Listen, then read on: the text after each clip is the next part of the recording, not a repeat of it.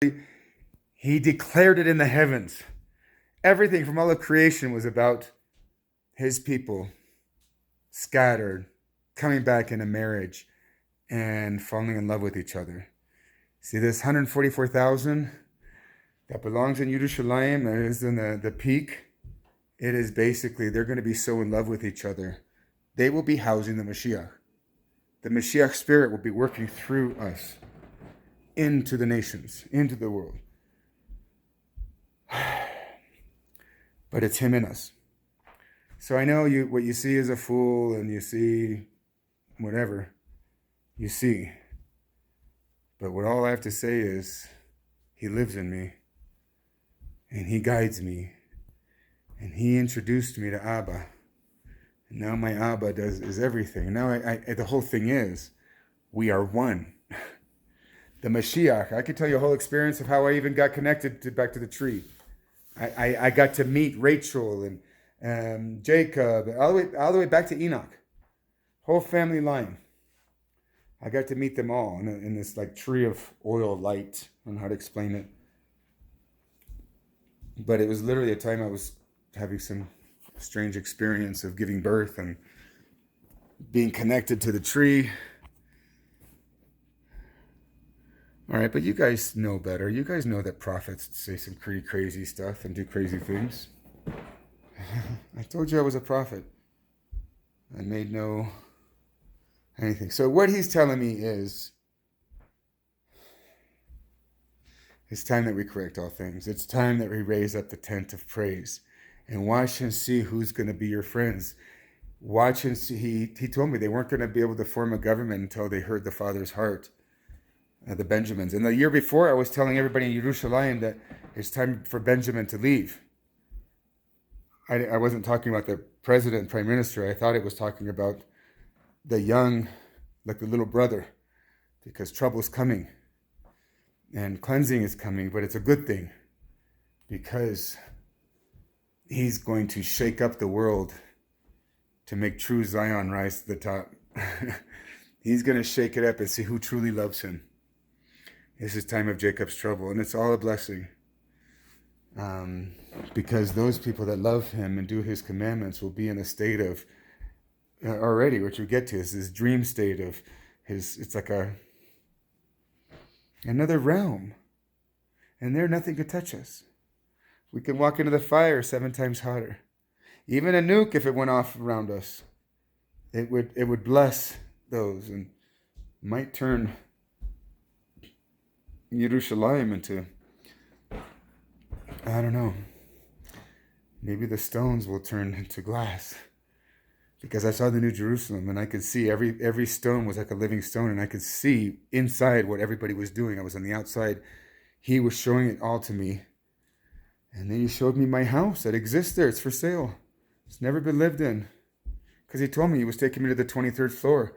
And I'm like, but Abba, there's only 22 floors in this building. And I can't afford that hotel that's on the top. I didn't know he was building a whole penthouse. He showed that me. Anyway, sorry, I get off on a tangent. All I'm saying is, not long ago, I've been fighting this. Trust me, it's not something I've been wanting to do. I've been fighting it for years and years and years. But I do it out of love. And it's a big test. And the truth is, he's going to test all of us, whether we're willing to go against. We're willing to be like Abraham and leave our family, leave our towns, leave our loved ones and what we know, and go out into the wilderness and trust him. And he's been nothing but a blessing ever since. Sorry, I know this is going long now. Very long. I can't stop talking sometimes.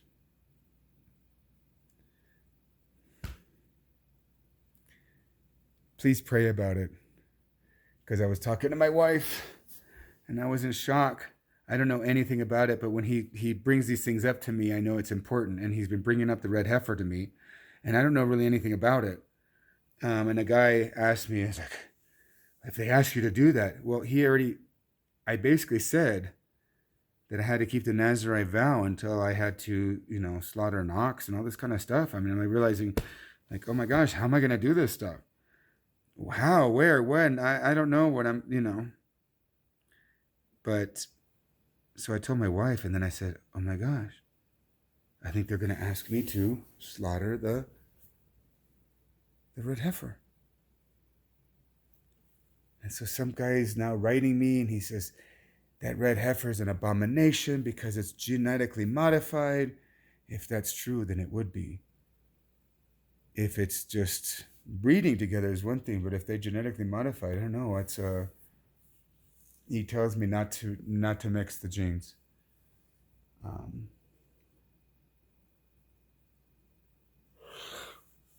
and that might be just species. I don't know. Whatever it is, I know Abba has a plan. I just have to hear and do. But whatever help we can get, we need tents to stay in. I know, and then there's going to be Shavuot coming afterwards. This is the wedding supper of the Lamb. Trust me, when I am not an advocate. I am not trying to proselytize in any way. All I can do is I share my testimony of how I came home. But and I don't seek everybody should do it. It's just whoever he guides to do it. But I want to share with what I know, what he's been teaching me about his menorah and the feasts and who he is and why everything's done. And so as a fool, I'd love to share what he shares with me, because I share it with Christians and they all think I'm Kabbalistic. So I'm thinking, okay, maybe the Kabbalists will appreciate it. Anyway. Shalom, shalom. I just know he's been having me for... He's in everything. And he chooses to live in me too. So please don't think that is prideful or arrogance or whatever it is for me, because it really... Wow, the Book of Thomas. I'm sorry, I just remembered something.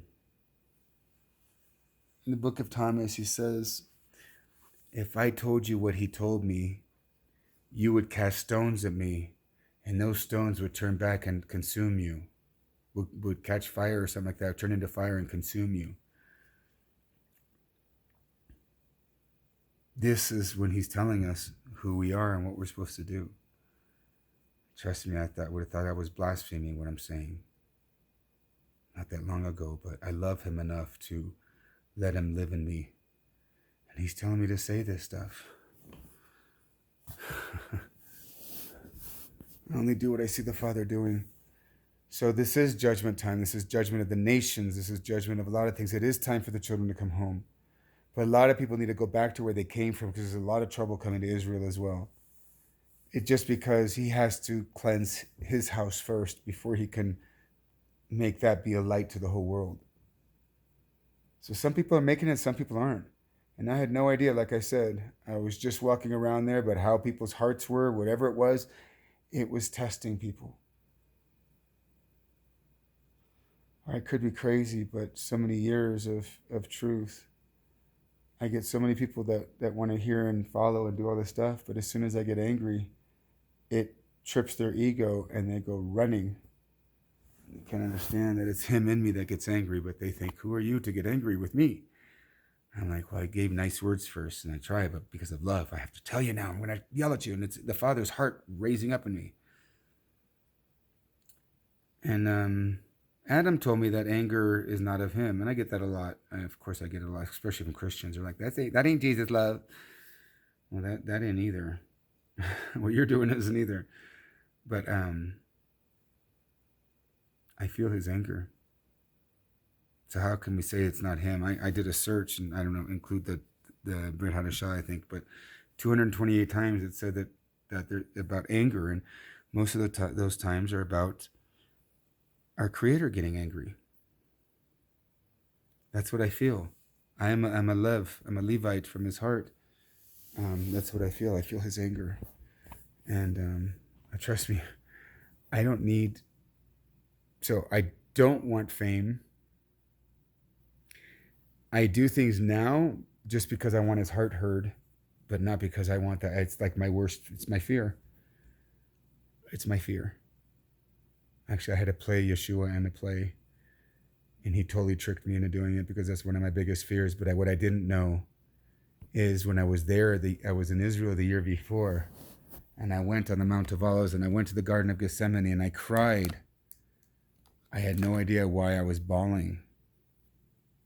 And I kept looking at the Dome of the Rock, and there was like a cross right there over it, and I kept looking. I started crying and uncontrollably, like sobbing, not knowing why, not knowing that the year later I would be playing Yeshua, and my only line would be, "Oh, Yerushalayim, Yerushalayim, how I have longed to have gathered you like a hen gathers her chicks, but you were not willing." It says something about you who kill the prophets. People think, Jews think they wouldn't kill the prophets today if they came.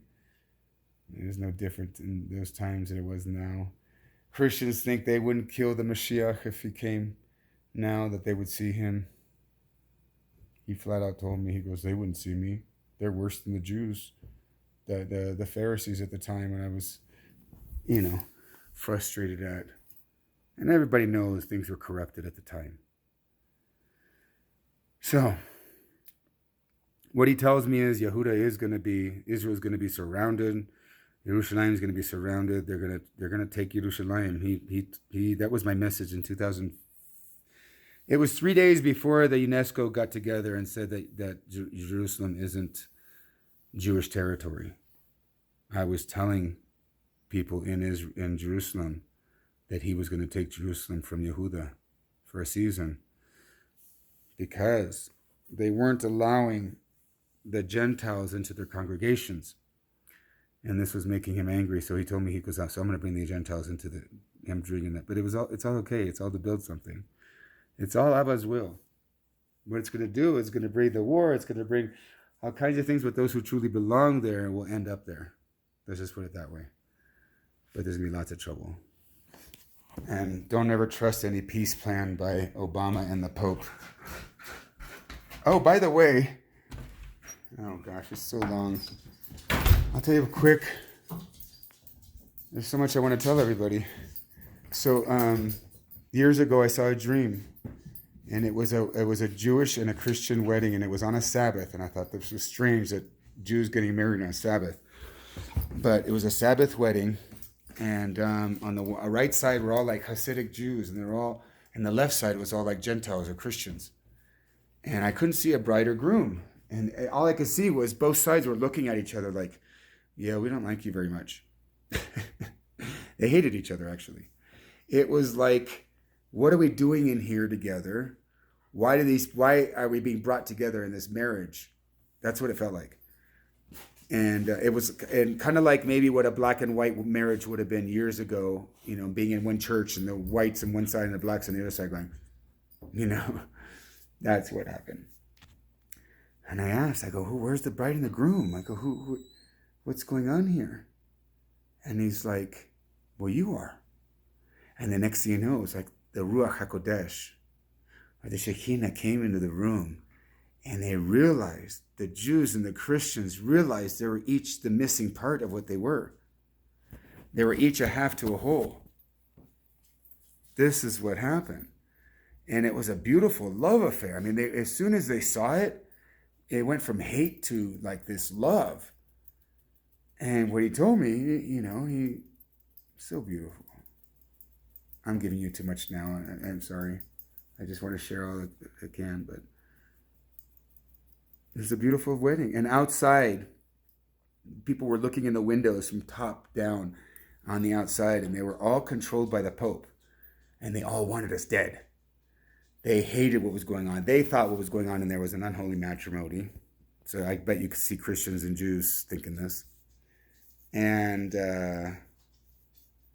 they thought it was totally unholy, and they wanted us dead. And they had united a religion. They united Christian, Islam, and Judaism, all of them, into one world religion. And it was under the Pope.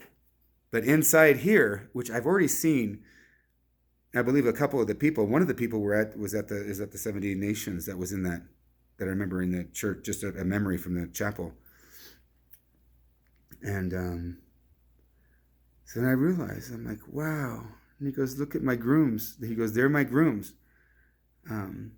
we're the bride, the 10 nations, the 10 to the code of a Jew, and the Jews are our groomsmen. They're the head, or the heart. And what he shared with me, he's like, look, I even dressed them for the wedding. He's like, look at them. They're all ready for the wedding. They need to go gather the bride now. And that's who we are. We love Yerushalayim. We love Israel. We love the Jews. And not many people in the world do. So that's what he says to me now, is he's going to make it so that everybody has to trust in him. And those that love Israel. Because he doesn't want people trusting in man-made systems anymore. By the wealth, by the power, by anything man-made.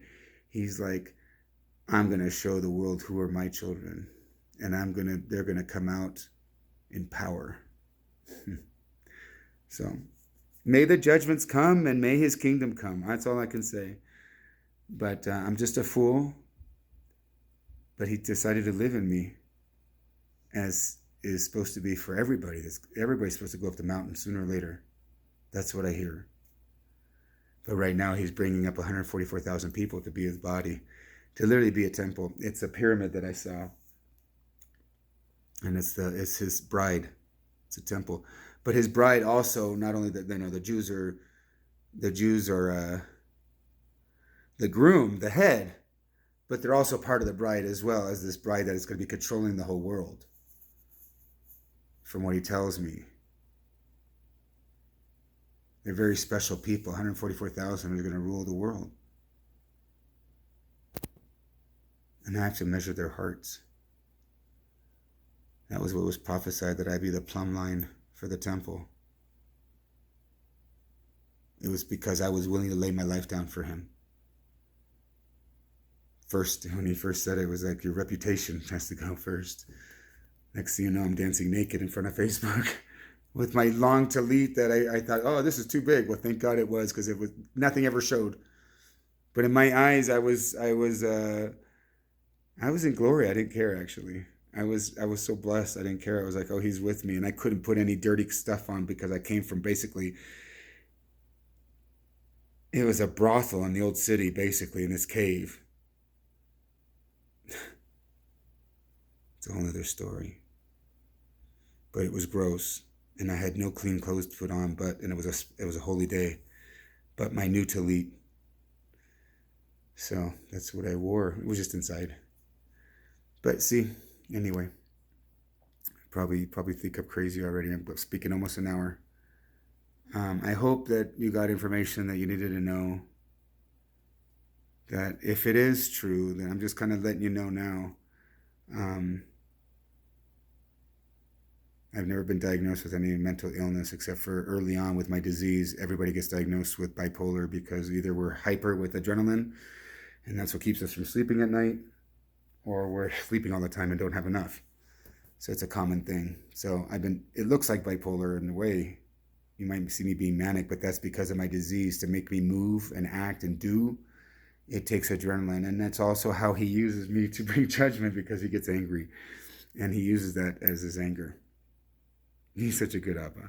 Anyway, I love you guys. And so I went there not sure about what I was doing there, if I was going to be for it, against it, or whatever. But I didn't hear anything when it was said that you can keep as many of the laws as you want, even up to conversion. We got to figure out what that means, the conversion part. But, because many people, if a conversion fails, does that mean all the people beyond their lines, are they no longer converted? Because I heard that if a rabbi loses his privileges, anybody who can be converted. So I'm just curious about the whole, and I'm not to bring up Khazarian stuff, but the whole nation did convert. And I don't know how well they converted. But I see many of these people hating on God's children that he's trying to bring home. So he's going to bring judgment on these people that are keeping the children, which are people like me. And you'll see. You'll know us by our love, because we house him. See, you're supposed to see if there's a candle lit in the window and come gather the bride. The candle is lit, isn't it? We love you. We have his love in us. So We're gonna see it. You're gonna see the whole world coming together under a Paschal Lamb. It doesn't have to be all at once, but it's gonna be growing every year. But he wants us to have Passover on that Greek Orthodox land. So anything that you could do to help. He's been talking about grabbing that land for a long time. It's for him, it's for his bride, it's for his people. And I sent a letter and basically told them that if they don't listen to what Abba's will is, that they're going to be cursed up to the third and fourth generation. I don't know why I'm talking the way I'm talking, but he speaks through me and I can't hold it back anymore. And I'm getting enough scriptures and enough proof of what I'm doing, because he flat out told me, he goes, kiss the Son lest he get angry and smite you with a curse. He goes, that's you. And how I said it starts with a shout. That was you too. See, a lady kept saying the name Jesus on that land that he told me to claim for him. And I screamed really loud. And anyway, I turned into a different person up there apparently. I love you guys, and may his kingdom come and his will be done, and may his order be established on this earth. I'm behind you, but I have a very important piece of it as well. So it wasn't my plan, it wasn't your plan that we come together, but obviously it was his.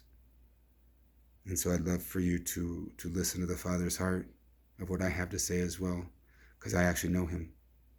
I know him. Shalom, shalom.